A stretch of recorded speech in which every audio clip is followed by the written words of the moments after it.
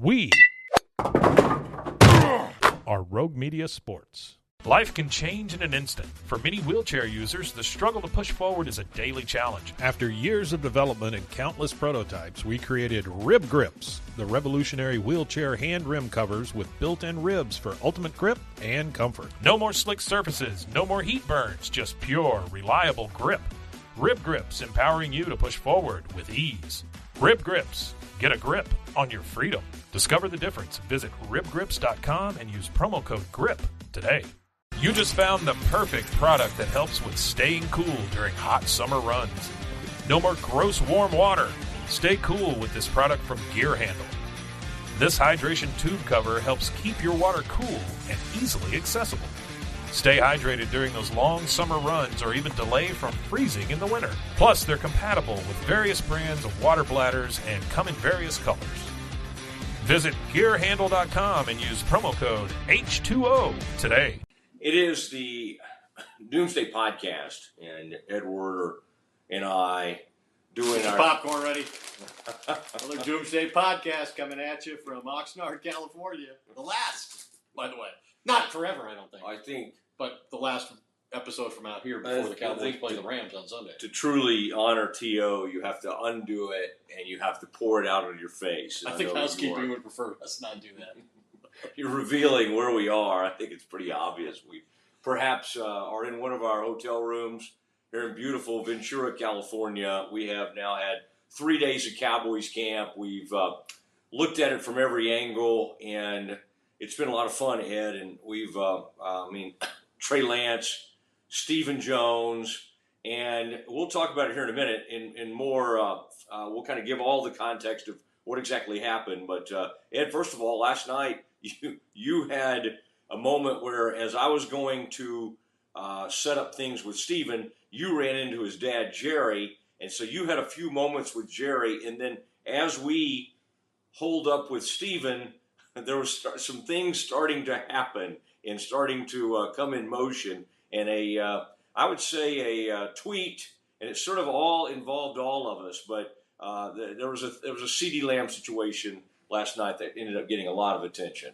Yeah, right after the Cowboys and Rams finished their joint practice, and as you said, you were sort of escorting with Tad Carper, the Cowboys PR executive. You were escorting Stephen Jones to our location, our secret location, at the Residence Inn over there where they're headquartered. And I noticed that Jerry was standing there and speaking to a small group of media. And so I joined that group of media. And Jerry said something that was quite puzzling to a degree. He said there's no urgency in getting the CeeDee Lamb holdout resolved. And, he was taken to task, and then he explained that position in some bizarre way. He talked about, you can blame it on Nobu, where they had their media party on the beach the other night. And he said, I went to college and I went to high school. Anyway, after that, nothing made sense, if that made sense. His original statement made any sense. And I guess, I think it does from the standpoint of he really doesn't have any urgency right now to get this done. The urgency will come as the regular season week 1 against the Browns draws closer. That's when the urgency will hit Jerry. But for now, as we heard from Steven yesterday, they're working hard to get it done, but they recognize the value of allowing these young receivers to get extra reps, both for their development and for the ability of the coaches to further evaluate them as potential candidates for the roster. And so there really isn't any urgency. But Stephen was really insightful, and we've gotten a lot of attention for the interview we did with Stephen Jones, which is still readily available to those who want to see it, hear it, read the transcript. We have it available. And I think there's some more things we should talk about relative to what Stephen said, especially not only with CeeDee Lamb's situation, but with Dak Prescott, with Micah Parsons, and some other topics we discussed with him before we get to another one-on-one interview to offer our audience. Major cornerback, perhaps the Cowboys' biggest addition this year, who was already on the roster but is returning to the team, Mike from the Rogue Media Network, please play the music.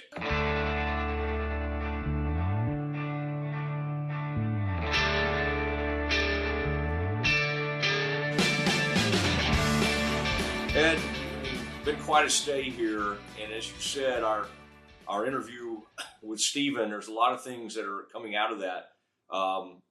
Not only the Dak part of it, the CD part of it. Let's start, since CD was a huge story last night when people were reacting to CD saying LOL in that tweet, and that's what kind of took off and everything, of Jerry saying, "I've got no sense of urgency," which, as a longtime Jerry interpreter, I think basically Jerry was just being honest and saying he didn't have to be here tomorrow, like a lot of negotiations, until it really hits the deadline. I mean, the only time he's ever let a star player, get into the season without playing was Emmett, and that was disastrous all those years ago. But one of those statements Stephen made to us, and you probably have it over there in front of you, Ed, so I'll let you maybe allude to it, but he was very, very emphatic when, in the context of you bringing up the Ayuk situation and possible trade partners, and in that case it's like a hold in where he's actually been in camp to avoid being fined. Correct.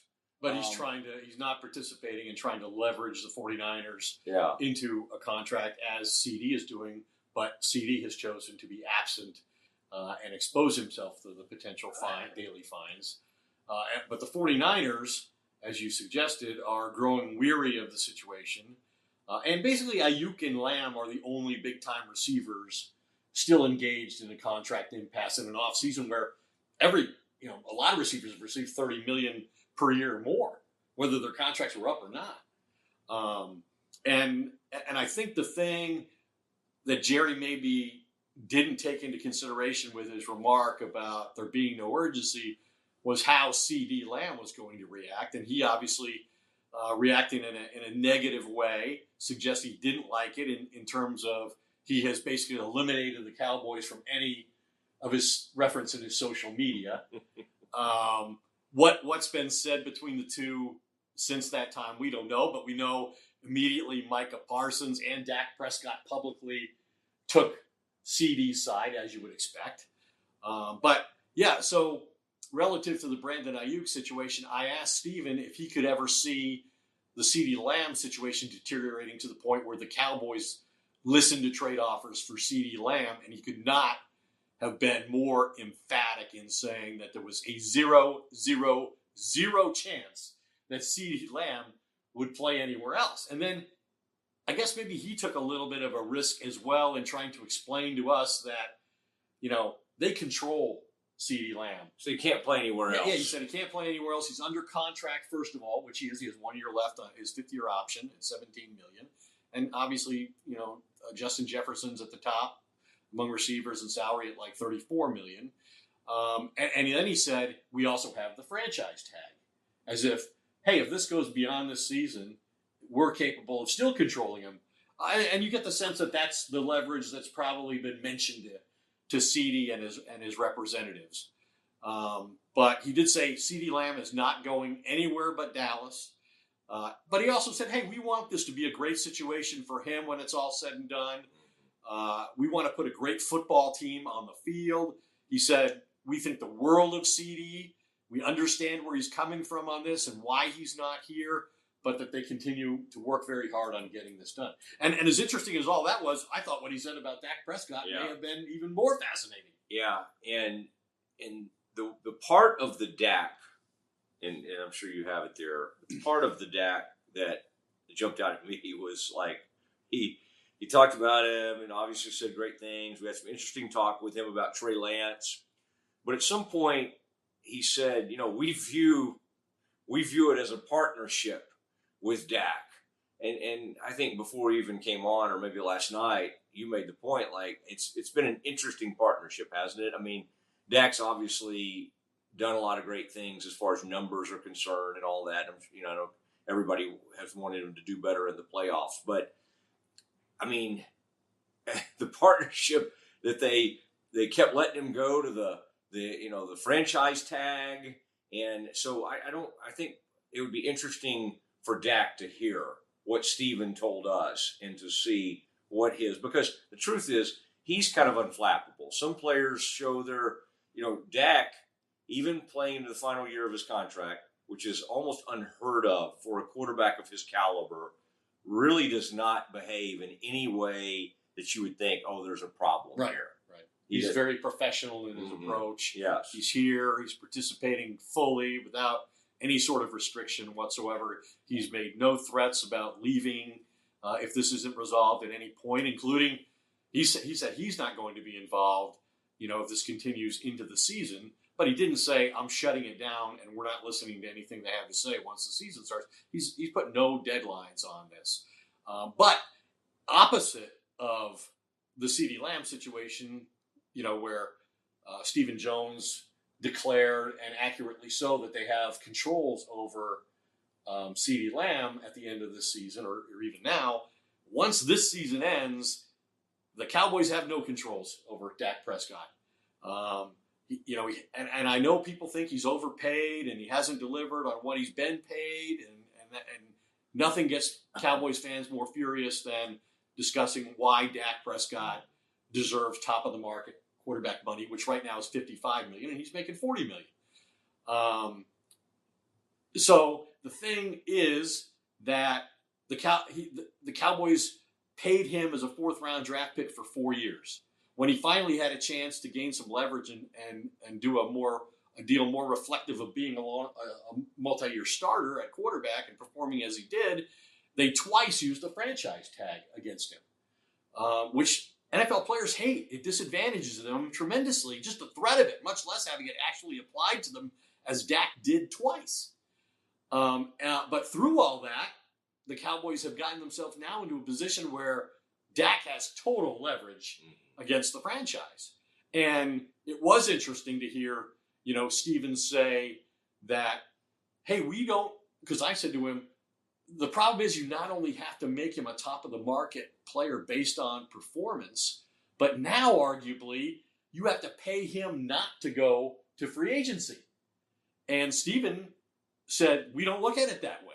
We look at it like you said, Dak's our partner in this, and we're trying to win a championship, and nobody wants to win a championship, more than Dak Prescott.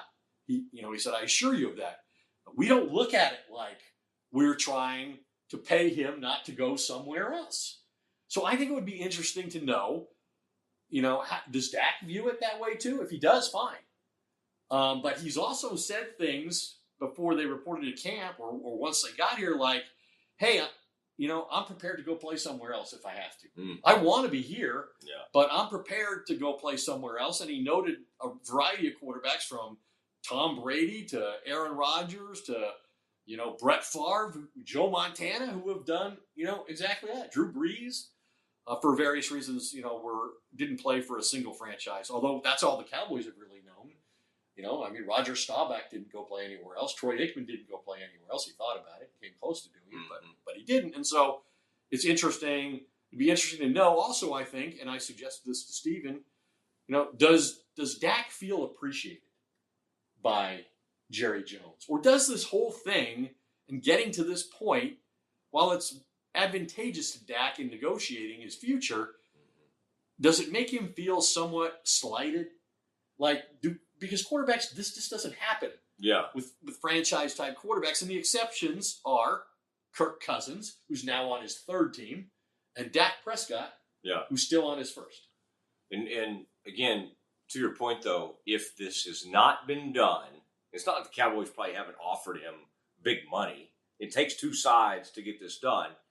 But if the reason for this not getting done, and you've made this point, I think, at some point, is that they don't trust him, they don't think he can get over the hump, then maybe, and you're like, well, they paid him all this money to get him to this point. He's put up huge numbers, but then maybe it makes more sense. If you've dug a line in the sand, and let's say the number is 60, we are not going to get you to that number. We are not going to make you the highest paid quarterback in the game. And that's the line in the sand. And he can keep holding his line. They can keep holding theirs. And it is, if this thing gets going, and let's say, now, if they have a bad season and miss the playoffs, we think probably they'll at least get a wild card or whatever. But what are the different scenarios here, do you think? If they lose in the first round of the playoffs, Mike's probably gone. I still don't know. Another guy who's in the last year of his contract, Yes, Mike McCarthy, yes. inadvertently almost walked into our interview yesterday. We did walk in, and then he walked out really quickly. I don't know. I still don't say we can say anything definitively what they would do with Dak. If Dak played poorly in another playoff game and they lost in the first round, would he just hit the free agent market? Well, or would they think they could get a discount on him at that point? Well, if they wanted a discount, they should have tried to extend his contract when he led the league in interceptions with 15, and they had a terrible end to the season. That would have been a good time. But the fact that he was franchise tagged, broke his leg, and missed almost the whole season, and nobody knew if what level he'd be able to play at again, and he still won that negotiation. That just tells you at the time the advantages Dak had and the leverage he possessed and how well it was used by Todd France. I think Jerry looks at, to some degree, Dak Prescott as a quarterback who has won far too many contract negotiations against him and not nearly enough postseason games. Mm-hmm. And as far as how this whole thing plays out, I think it's going to be fascinating. You mentioned Trey Lance, and Stephen Jones talks about Trey Lance and their view of him as a player. But how's he going to perform in this preseason? I think that's a potential factor. I mean, if he plays great this preseason and convinces Jerry that if he wants to move on from Dak Prescott, that he's a viable long-term, starting quarterback for this franchise who can play at a contending level, I mean, maybe that changes the equation if the Cowboys play poorly or eliminated earlier than they expected in the playoffs. The other potential is they suddenly reach their potential, surpass expectations, and end this 29-year drought of not reaching a championship game, and then Dak walks. That's the nightmare scenario for Jerry. The doomsday scenario for Jerry is Dak and the Cowboys win a championship game, go to the Super Bowl, win the Super Bowl, and he has no control over his quarterback's future. I think at that point, he'd give him $70 million a year. But even that might not be enough. I think they get it done. I think if he breaks through. Now, what I would like for Jerry to do is do something he did to Zeke infamously after like a preseason game or whatever it was. I would like to hear a Trey Lance to have a phenomenal preseason game and Jerry come out and say, Dak who? Like he did with Zeke. Yes. After Tony Pollard's debut was so impressive. Yes. And here's Zeke all these years later, still back with the franchise. Yes, they can. You can come back home even if Dak walks. I think the argument, and we kind of need to wrap this part of the show up and get to our guest, but we'll decide on that. Okay, well, I never quite know if you're thinking along the same lines as I am, so I throw out these little suggestions and then see how you react to them. But you could argue that, and I think it's undeniable, really, that the Cowboys are responsible in large measure for putting themselves in this position with the way they've handled the negotiations. First of all, doing the Zeke, extension in 2019 after he held out was really regrettable. That they did him out of order. They had 2 more years of control. At the time, Dak was going out of contract. Amari Cooper was going out of contract. And it just turned everything upside down as far as their planning for the future and their dedicating their cap resources properly. Because you could argue right now that really Dak Prescott should already be secured, to a long-term deal. And so should CeeDee Lamb.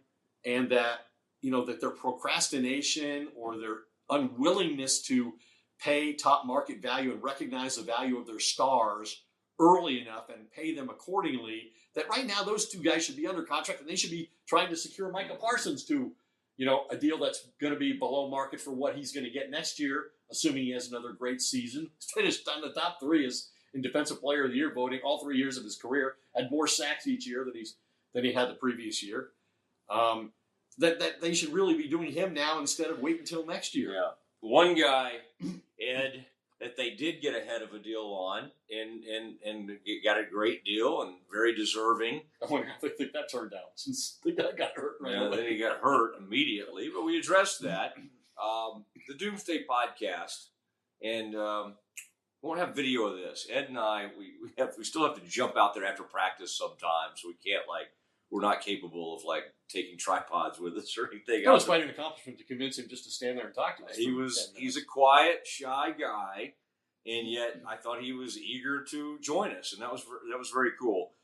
Cowboys All-Pro cornerback Trevon Diggs joins the Doomsday podcast.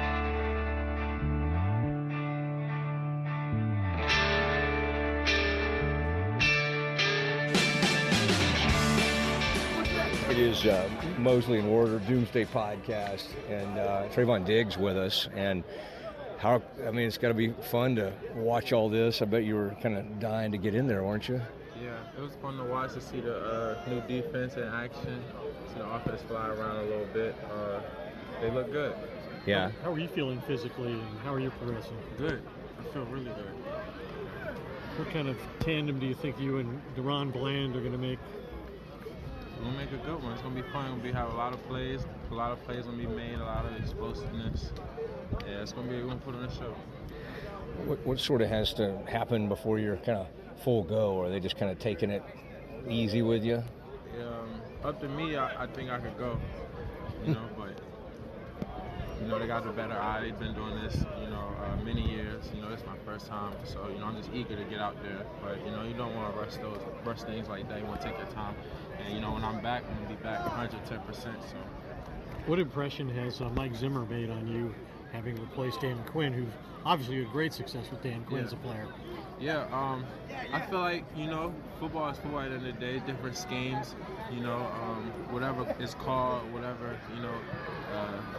play is called, it's your job to make the play in the call, right? And it's your job to make the plays inside of the defense. So he's going to set you up for success. So as long as you make the plays and, the plays that come to you, you'll be okay. He came up as a defensive backs coach. Do you get that sense that that's his area of expertise, and he spends a lot more time there than in other places? Yeah, 100%. He's always coaching. This is new. This is a new team, so it's a lot of things he has to cover. Outside of DBs and stuff. So you got to worry about the linebackers, the line, everyone. So he'll say his piece and be involved and get us right. What was the most positive thing that happened from all this time? Did you learn anything about yourself or the game, being away from it a little bit? Yeah, I kind of look at it as a blessing in disguise, just to, slow things down, take care of things that, I need to take care of, whether it's my body, what I'm eating, just things I'm doing, activities, maybe I need to spend more time with my family, so just trying to take whatever I can out from it and, just put my best foot forward, just off the field, and I had a lot of time to myself just to think and reflect, and I'm happy to be back now. What are your personal expectations of yourself this year? My personal expectations, I want to stay healthy the whole year, play the whole year, and make all the plays that come my way. How pumped for Deron were you when he started having all those touchdown returns and everything? I was super pumped, super excited. I've been seeing him since he came here. I always know he had that it factor, and I'm glad that he showed it and put it on display, and put the league on notice. Will there be a little competition between the two of you guys? Have both led the NFL in interceptions 2 of the last 3 years. Hopefully we can break a new record together. Is it important to you to get a little action, at least in the preseason, or is that not a big deal to you? No, it's not a big deal to me. I feel like, me going against our guys being elite, how we practice, there's all the preseason I need. The game is a game at the end of the day. Nothing really different. They're not out here flying. I remember all these great training camp one-on-one battles between you and CD. Yeah, he how got much me right. How much do you miss them? Yeah, I miss him a lot, man. Miss him a lot. I miss competing. I love to compete. I've always been competing ever since. I just been playing. Alabama, earning my spot, trying to, just win. So all I know is to compete. That's my favorite thing to do. That's just bring the best out of me. So. Go ahead. Is there any wide receiver out here that's getting a lot of these reps that's really impressed you a lot or stood out to you? Any of the Cowboys receivers? Cowboys receiver that stood out to me. I like Brooks. He's doing a really good job. They got a couple guys over there that's doing pretty good. You know, they're doing good as a unit. What do you think this team's capable of, having won 12 games 3 straight years, but failed kind of in the playoffs to accomplish what it expected? Yeah, it's hard to win in the NFL, you know, so us winning 12 games, you know, for the past couple of years, you know, is a pretty big accomplishment. I expect nothing less. Expect us to do better. We got the players, you know, we got the quarterback, you know, we got everything we need, so there should be no reason why, and this time, hopefully when we get there, you know, we make it count. You got a big deal made, a big long-term security contract last year about this time. Dak's still trying to get his. CD's out trying to get his. What sense of comfort did you feel? I mean, you suffered an injury. It could have been a whole different deal if you didn't have the security of that contract. Yeah, you understand how these guys feel about it? Yeah, that's why I look at it as a blessing in disguise, you know, because if I would have got hurt, you know, you never know what would happen. But you know, I understand where all these guys are coming from, you know. We love to play this game, but, you know, it's important. We're trying to take care of our families, take care of ourselves, you know, be comfortable, you know, not to have any worry or any doubt. So, you know, I understand where everyone's coming from. You know, you gotta put yourself first. It's the same way as you gotta put the team first, but you have to make sure that you're okay. Has your popular son been out here any? Yeah, he came earlier in the week. Is he developing? Is he getting into like playing and stuff? How is he showing some skill? Yeah, I'm gonna put him at quarterback though. That's where the real money is. Yeah. Gotta put him at quarterback. Well, thanks for the time, Trevon, Yeah, and glad to see you getting healthy, and look forward to seeing you back out on the field. Appreciate it. Thank Hey, you. thanks, man. Thank you. Good to see you. Good to see Yeah. you.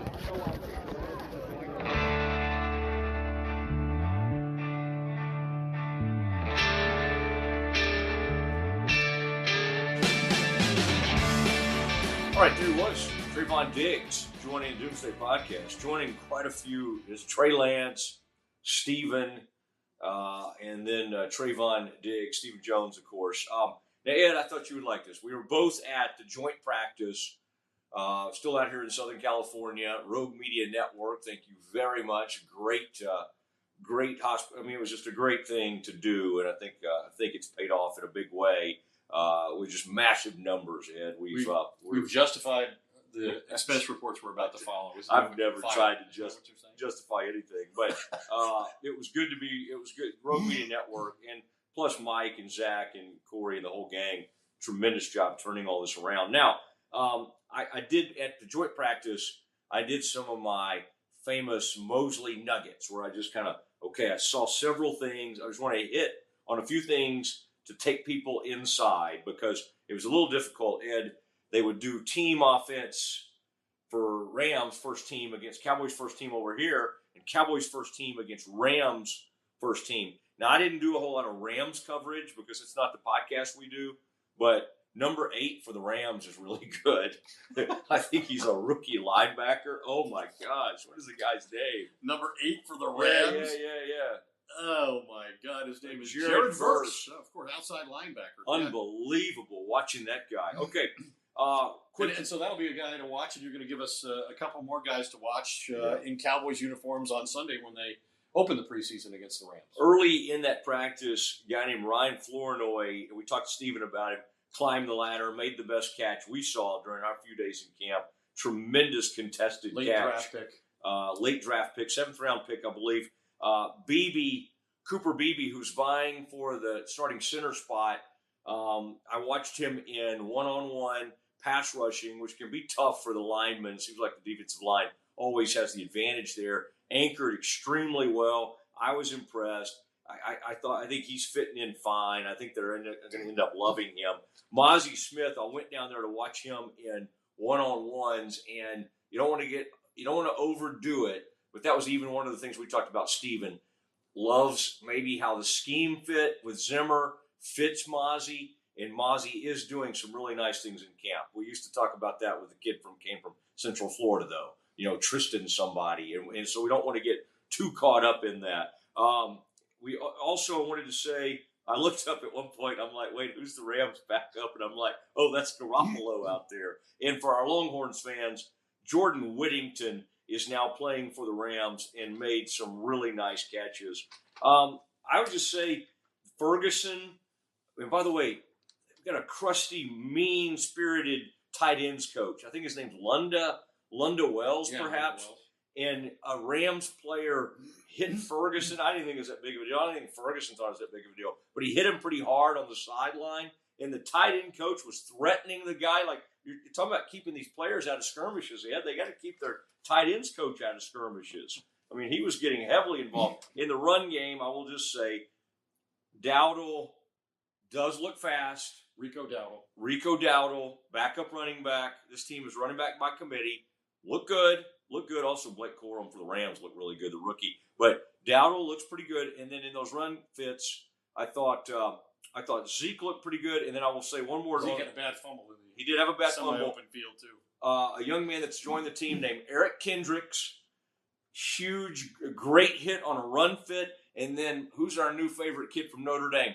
Leafau.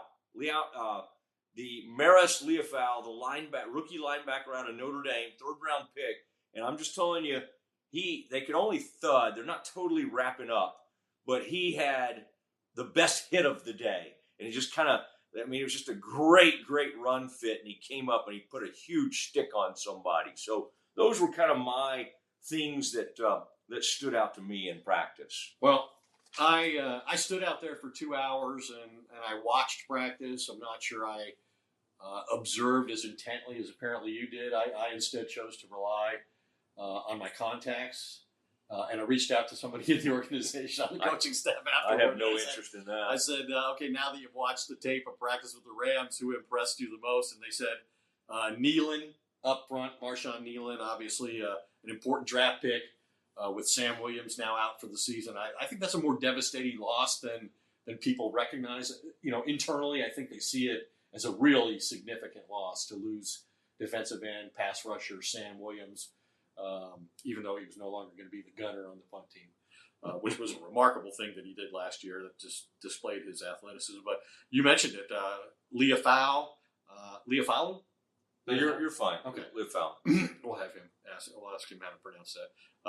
They also mentioned Damone Clark, Demarion Overshawn, which he has looked incredible. This guy is a physical freak. Mm-hmm. And apparently, as Stephen Jones told us, Mike Zimmer loves him. Mike Zimmer really high on him. And Willie Harvey was an unexpected mention at linebacker. And then in the secondary, the draft choice Carson and then Eric Thomas getting some recognition. So I think those are some guys maybe to look for if you watch the game on Sunday. It's interesting to note that not only is Sean McVay not going to play, and maybe Mike McCarthy's going to take the same approach, but Sean McVay's not playing Matthew Stafford or Jimmy Garoppolo. It'll be Stetson Bennett. Yeah, I know him from Georgia, who missed all of his rookie season for reasons nobody is willing to yet explain. They put him on a reserve list, and he dealt with some issues that he had, personal issues that he had. But yeah, I think Trey Lance is the guy to watch in this game.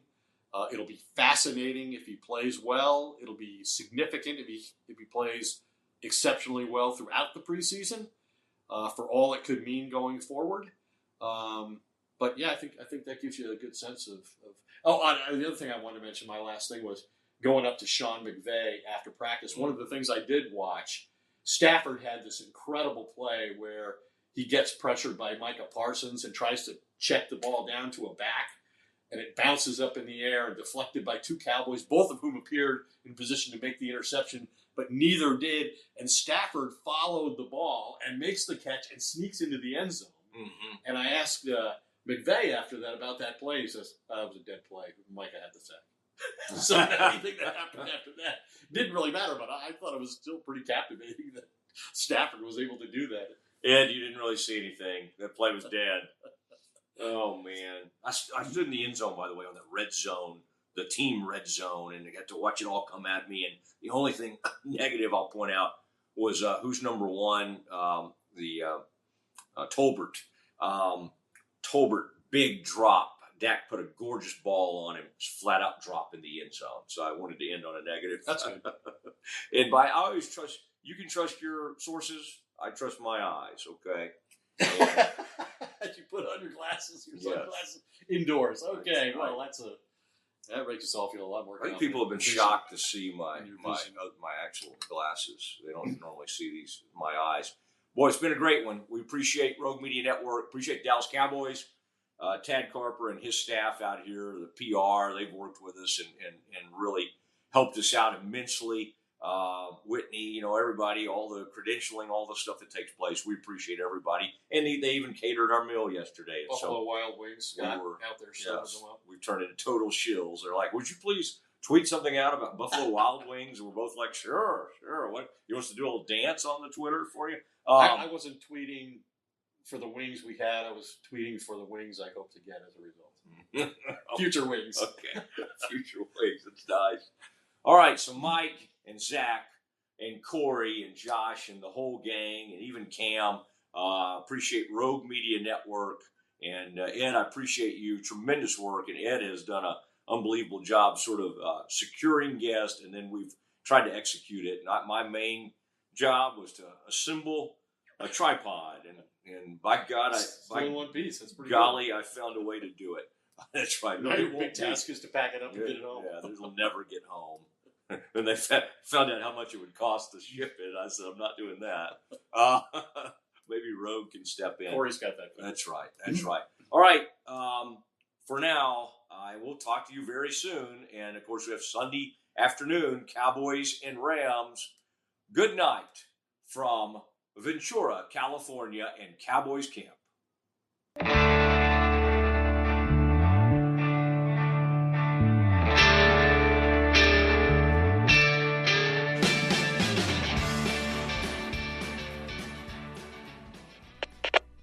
We are Rogue Media Sports.